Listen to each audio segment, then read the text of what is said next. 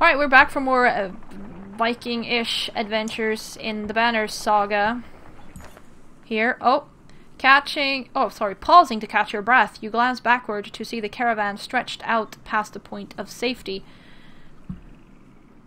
They're spaced out so far you're unable to see those bringing up the rear. We've got to pull them together, says Ivar. It'd be dangerous to stop until at least the Godstone. The path should be just ahead. Call an early stop for the day. Slow the pace so everyone can catch up. Keep a steady pace. Rally the caravan with a speech. I would slow the pace so everyone can catch up. Like, don't stop, but, like, everyone can catch up, though. Give the others a chance to find us, you tell those around you at the front. You beckon the stragglers to pick up their feet, eventually bringing the caravan back together. However, many curse the slower pace and the lost time. Yeah, fine, but I want everyone with me.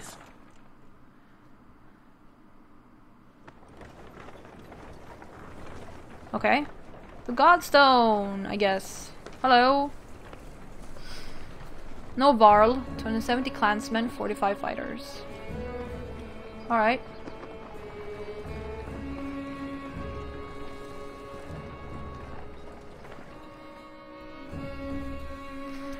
Far enough for today, I think. After a day of misery, men and women drop their meager possessions beneath the Godstone of Frostvellr. What are we doing? We just left our homes because suddenly there were dredge. Chieftain did what I suggested and look what he got for it. Look at these people.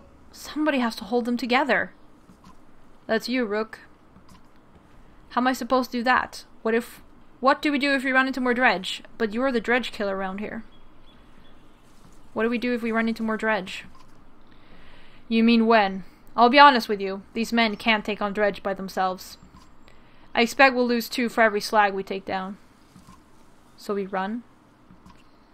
Only if you want to lose women and children. We're going to have to fight. And there are going to be deaths. Gods be damned. Why is this happening? Think of how I feel. I'm stuck nursing a bunch of weaklings. You do care. I can tell. Pfft. Men are a plague on the world, worse than any dredge, as far as I can tell. Chats like this are why we get along so well, Ivar.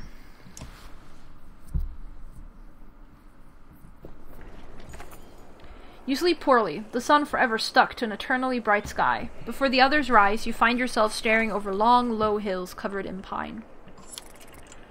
The Godstone looms overhead, the massive eyes of Frostvellr looking the same direction as you.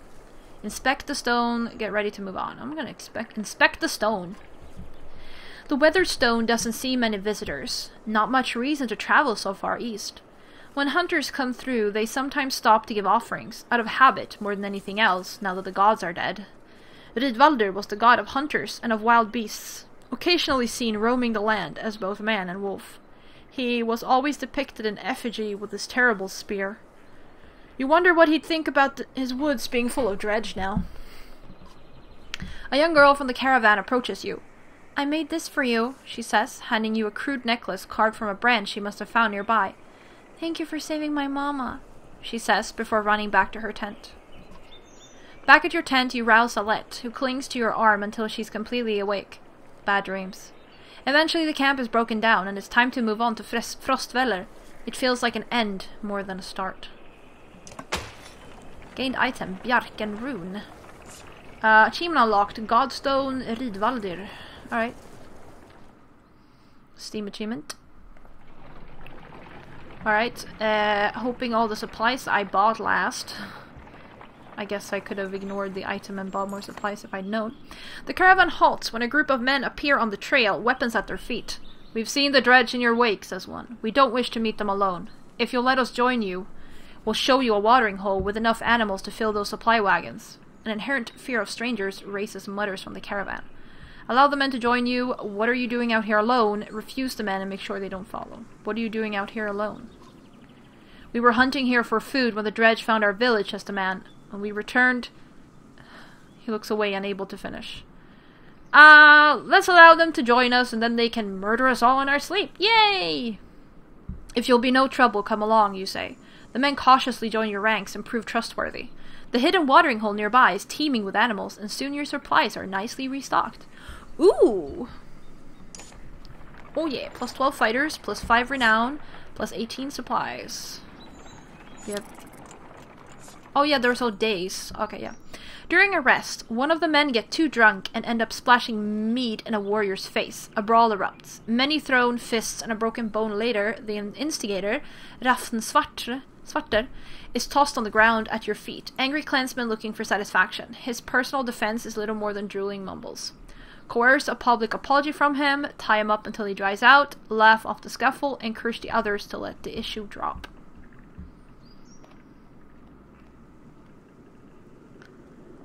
Tie him up until he dries out. You grab a rope from the supplies and make short work of the sot. A few onlookers throw scraps at him, but most just walk away with a laugh, at least content that some measure has been taken. Cool.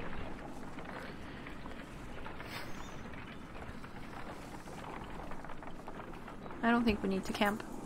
The caravan is visibly relieved to find a small village on the way to Frostvellr, with beds and fresh supplies. The locals here are shocked by the news you bring and discuss it among themselves while you set up nearby. Well, I mean, yeah, obviously it's gonna be a shock that the Dredge are here. Hello. Go to the mark. We'll do heroes first, actually. But we need to rest because we have injured people. Or one injured people, I guess. Person, I mean. Promote! Yes, please. Promote. Old Leif is super cool. I hope we keep her forever.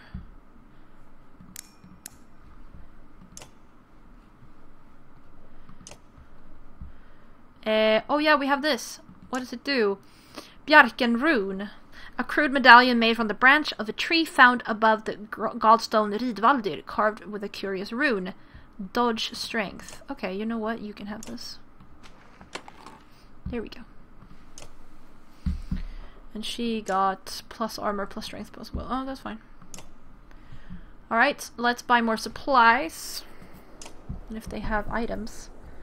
Whalebone needles. Sometimes the difference between armor over your shoulder or on the ground is whether you can keep it sewn together. Plus 1 armor per rest. Eiterfang. A cursed fang said to fill itself with the blood of its enemies and grant power to those who would keep it full. 3 will per kill. Björg of Leander. On this jewel-encrusted headband, the eye of an ivory white cat seems to be looking around on its own. No. We need supplies.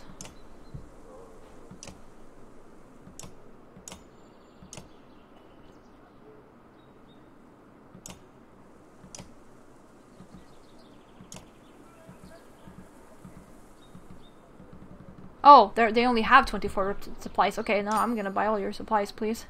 Thank you. Not gonna buy any of those items. We need to rest. Someone is still injured, I guess. There we go. Morale improved. Map? Is this the same map or? No, it's the same map. Frostvellr. Okay, let's read about that. Once sitting upon the bank of a wide lake, when the Nordfelling turned to a waste, the city of Frostvellr became a tattered bastion blasted by the freezing winds that roll through the valley. Those who live here still are not known. Those who live here still are not known for their hospitality. Nordfelling wastes. The Nordfelling were not always wastes. At one time, a lake sprawled for hundreds of miles around until the land cracked beneath it and the water drained over generations, leaving a featureless frozen desert. Within, curious explorers found the remains of the godstone Radormyr and wondered how it got there. Interesting. Here we go. Alright, no one is injured anymore. We got some okay morale. We got supplies for 11 days. Yeah. Leave.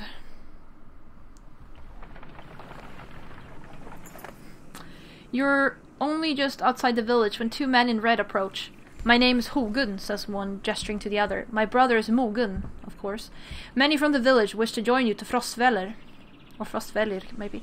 A third man, exuding rage, charged up to the group. Shut your mouth, Hogun, he screams.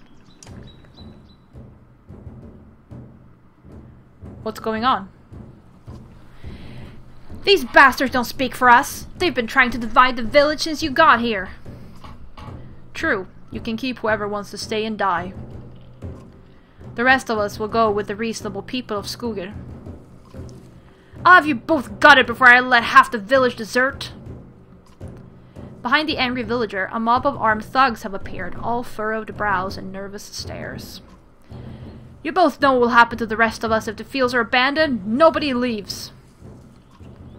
There won't be anything to tend once the dredge arrive. Let your people decide on their own. I don't want anything to do with this. Say nothing. There won't be anything to tend once the dredge arrive. Let your people decide on their own.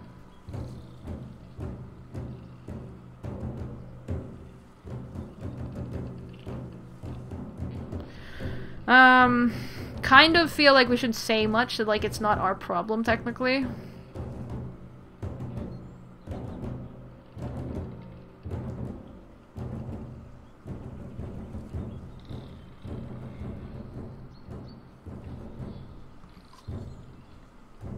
I don't know what the scam is this time, Hugin, but you got two choices.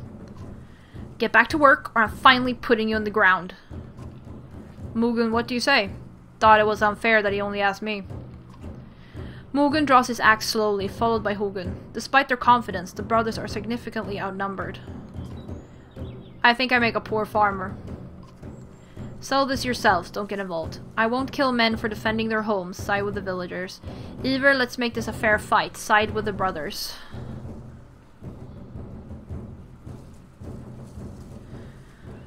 I guess we should have said something before.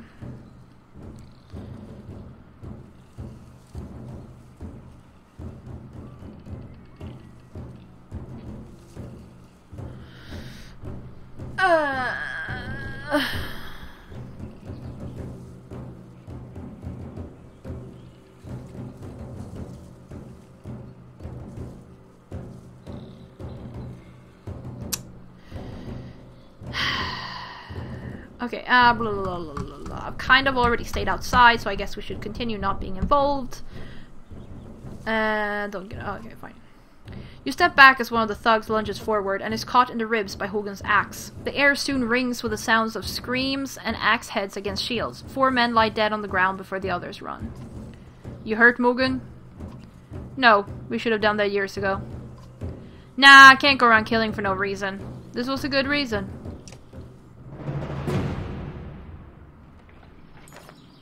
The brothers head back into the village, and soon many of the villagers have joined your caravan.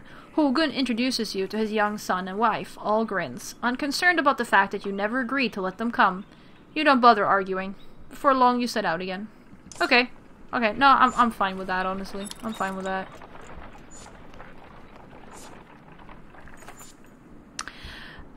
Alette marches quietly alongside the caravan, a little distance since leaving the village. When you stop for a rest, Oddleif approaches you both. Alette, I have something for you. Oddleif has gathered up the long banner from the caravan and smiles warmly as she passes it to Alette. What's this about? I was hoping you'd sew up the banner with everything that has happened since we left Skoger. Come find me another time, Rook, and we'll talk. Before you can comment, she departs. Dad, are you the chieftain now? I don't know. Guess I'll have to find out later. It looks that way. I don't know. Oh, then that means... You're both quiet for a moment while Alette unfurls the banner. Oddleif has been teaching me how to sew. She speaks pretty highly of you. Can we read the part about Mom? You nod. On the banner has been sewn the story of families who have lived in Skoger throughout the years, just as is done on every banner in every town. Oh, is that why they call it the Banner Saga? Because someone is sewing this all up on a banner. I wish she were here, but I'm kind of glad she isn't. The sectional banner about your family is short, but Alette has been sewing in colorful designs. Why do you say that? So she doesn't have to deal with all of this. Dredge, leaving home, and... Why didn't you stop those men from killing each other in the village? I mean, If it's okay to ask. Wasn't my decision to make. I didn't want blood on my hands. It was the best of some bad options. Honestly, it wasn't our decision to make. It has nothing to do with us. Like, deciding what happens to other people? I'm glad I'm not you. I wouldn't know what to do. It's not exactly my calling either. Yeah, I know. Dad, I think you're doing a good job. She hugs you. You spend the rest of your time together, sewing new verses into the banner. For better or worse, the story of Skugr is your burden now.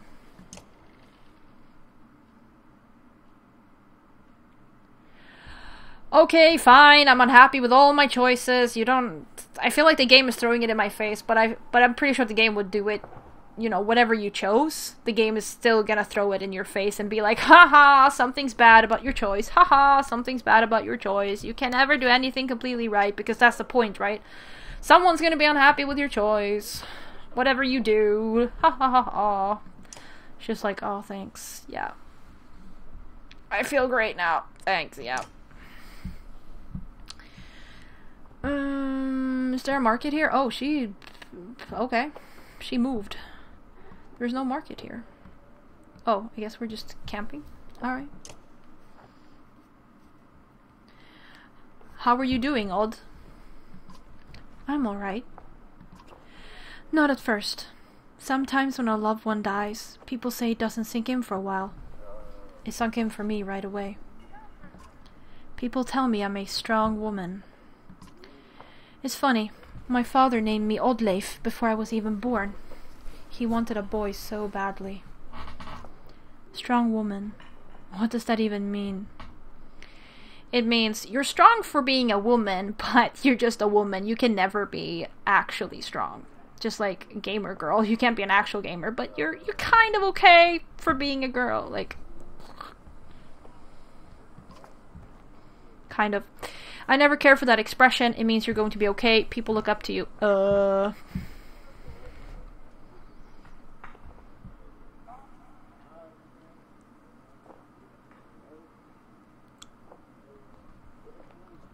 never cared for that expression. If I feel nothing about my husband dying, people think I'm strong. If I cry because my insides feel like they're on fire, I'm weak. Why does it feel so backwards? Because it is backwards. I'm sorry, Rook. It's been hard.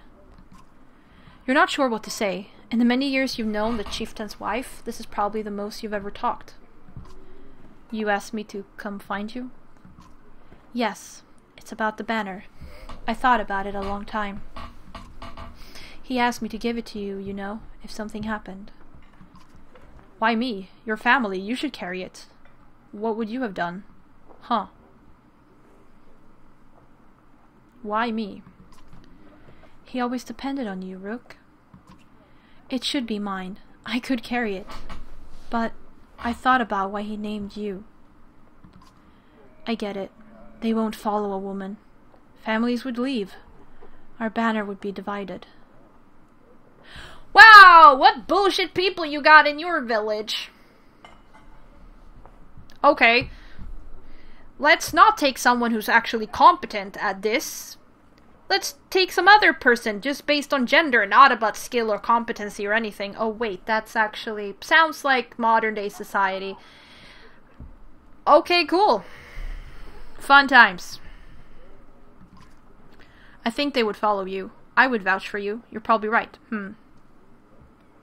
I would vouch for you. Come on, Rook. This isn't the time for pretend. It's not just about our small town. What happens the first time we need something from another clan? How will that go? And the first time someone thinks they can take advantage of us? I think this is what has to happen. Maybe this is what it means to be a strong woman. I'll do my best. I rely on you. Oh. I'll do my best. I think so, too. Listen, I know I dragged this out. The truth is, my husband and I could never have a child. I don't want our banner to end here. It'll be safe with you and Alette. I know you're going to take care of her. She puts her hand on your shoulder as she heads back to the camp. Morale improved. Well, that is pretty good. Good and morale. Okay, let's leave.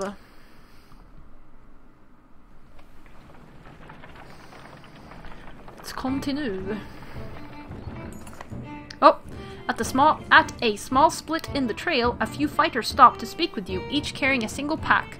We recognize this place, one man says. Spent several years here with some kin. If they're still around, we have to warn them what's coming. With luck, we'll find you again in less than a week. Wish the fighters well, see them off with extra supplies.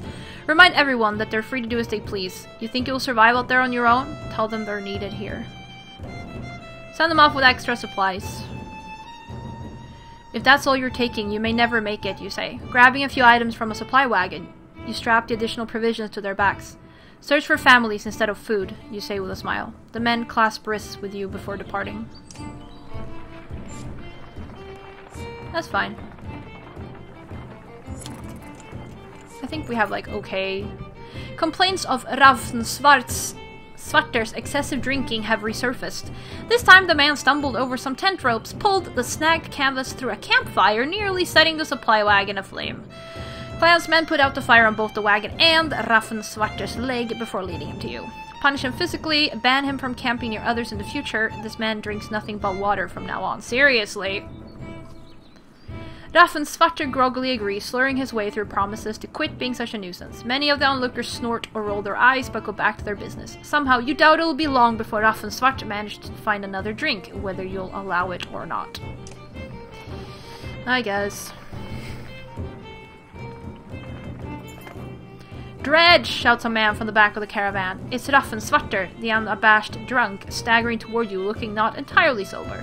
He screams again, pointing to trees in the distance. Fear races through the caravan as fighters pull their weapons. Scouts return with no sightings, and furious men surround Svarter.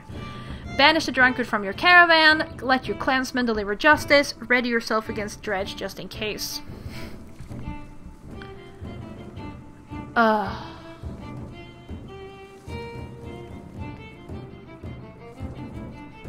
I would honestly ready myself against Dredge because they could be anywhere. There'll be time for that later, you tell the men. For now, we take no chances. A full day of uneasy rest passes with no sign of Dredge. The caravan is annoyed by the scare and the delay. Eventually, Svarter bursts into laughter, and you're sure there never were any Dredge. Not long after Svarter goes missing, nobody searches for him or seems to mind. Okay. Morale declined, -1 clansman. Once a strong, thriving city, the walls of Frostvellr now just keep the howling winds at bay. With luck, they'll hold out against Dredge as well.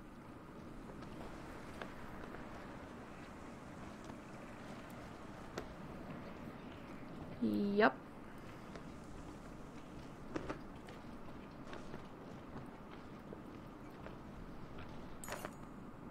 You jostle through fallow crowds of sunken faces who appear as though they've been freezing in front of Frostvellr for days. The gates are closed. You come to a stop at the bottom of the hill. This is not looking good. Why are there so many people in the fields? We can't stay outside in the open like this. Old Leif finds you amongst the many refugees. Rook, I just talked to some of the women here. Nobody is being let into the city. Why? It's overrun with varl from Blottsbalker, Greyhorn, people from Bittra, all the nearby villages. The Dredge are everywhere. And the chieftain of Frostvellr has locked himself in his great hall. That's when they close the gates. When the Dredge come, these hills will turn red. We have to get in there.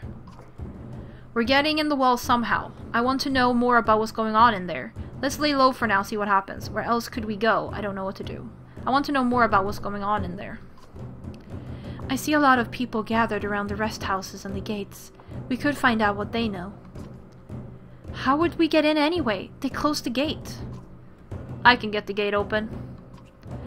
Let's see if there's any other way before we start breaking down gates. I wasn't going to break it, just push really hard. I guess. Alright, so we have the market, the gate, heroes, rest. Let's go to the market.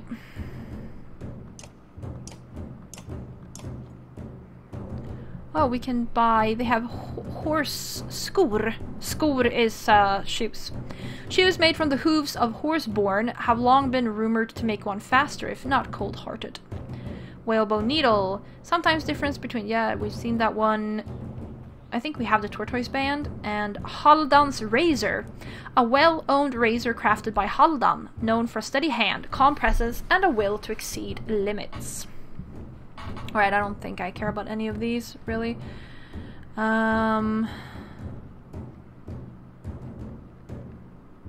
Maybe I should buy this, actually. It only costs 2. Sure, why not? They only have 21. I'm gonna buy everything. There we go. Heroes. Oh, we have Hogun and Mugun with us, too. Okay, cool.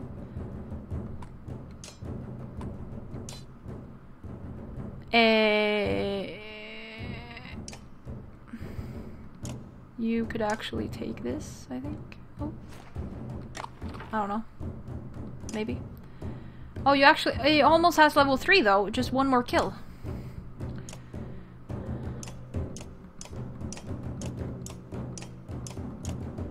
Yeah, okay. But this seems like a good place to... Let's do one rest. Oh, you spend a whole day at the rest houses. Everyone gives you the same story. The chieftain just shut himself in his great hall and closed the gates. There are a lot of wounded people here, adds Alette. We could help them. The rest house overflowing refugees, the sick and wounded, and noise. Tend to the wounded, settle in for the long haul, rest for a day, leave and try something else. Let's tend to the wounded. Alette and Oddleif spend the day along with others in your caravan treating wounds, most of which came from the archers at the gates. I overheard from one woman that the city has been sending carts with food around, Oddleif tells you. Could be a way in, Eva replies. Next time they send a cart, we bring it back in. Oddleif protests. Aside from leading to a fight, it would probably mean no more food for the refugees. Wait and ambush next cart, we'll wait and confront them, leave the food cart alone.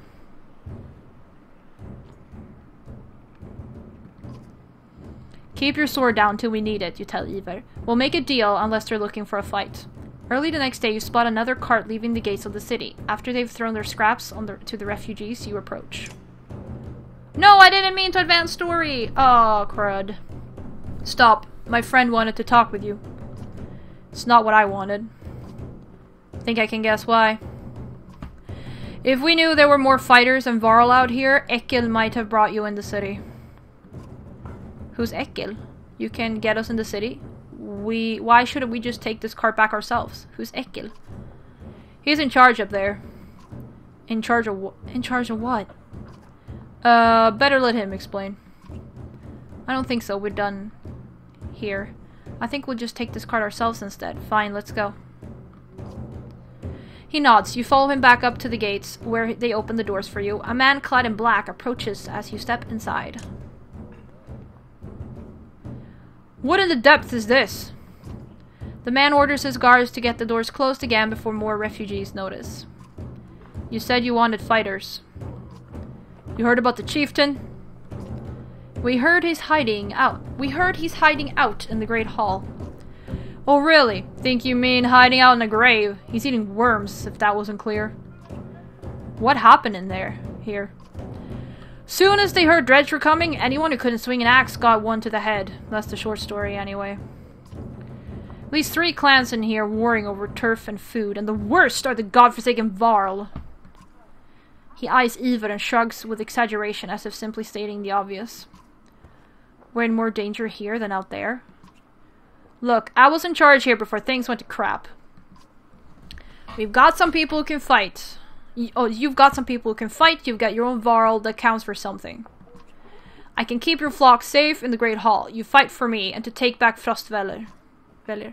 I don't take sides. Too hard to tell when the good guys have become the bad.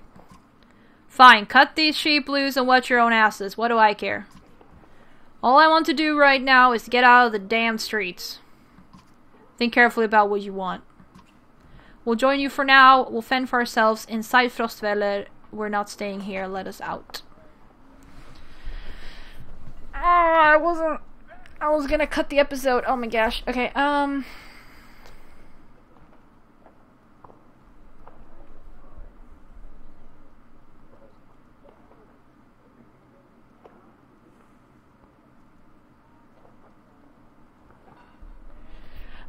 don't know.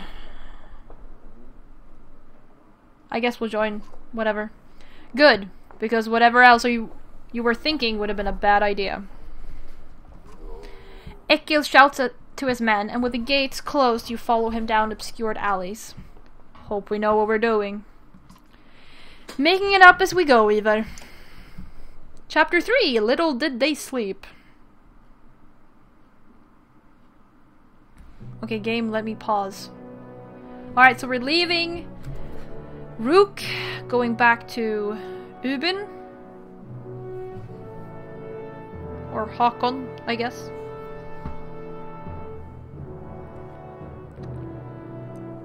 Hakon, we're back. I was able to get about as many warriors from Strand as you wanted, and more weapons. Extra supplies, too. You perk up, just now realizing Muger has been talking to you. Since Vugnir died, everyone has been looking to you to make the decisions. It's exhausted. It's exhausting. Hakon? I heard you. What were you saying? Sorry, just tired. Go on. I was saying the Varl we sent to Strand have returned. The governor gave us most of what we wanted. Good enough. How much resistance from the governor? Some. I don't think he was happy about us buying his fighters using his own money. He also insisted we take on a lackey of his to watch over his property, a man named Erik. Erik? I met him. He seemed competent enough. Regardless, the governor will have to get over it unless he wants dredge crawling through his streets. We've put down every slag that has wandered through here while you were gone. Enough flapping of mouths, then. You're sure that wound has healed, Ludin? I agree. Enough has already gone wrong. If something happens to the prince on a mission of peace, the alliance would rot. Or worse. They're right, Ludin. Return to Strand. Go home. Ludin makes his own decisions. Vugnir's dead. There's no reason to stay. They're right, Ludin. Why? Aren't you the fabled dredge killers? How did you let them get this far south? We're not watchmen for the world. Watch your tone. If they're here, then something has gone wrong at Schlid, and you shouldn't be here. We would only be made to do this again later, and I will not suffer it all a second time.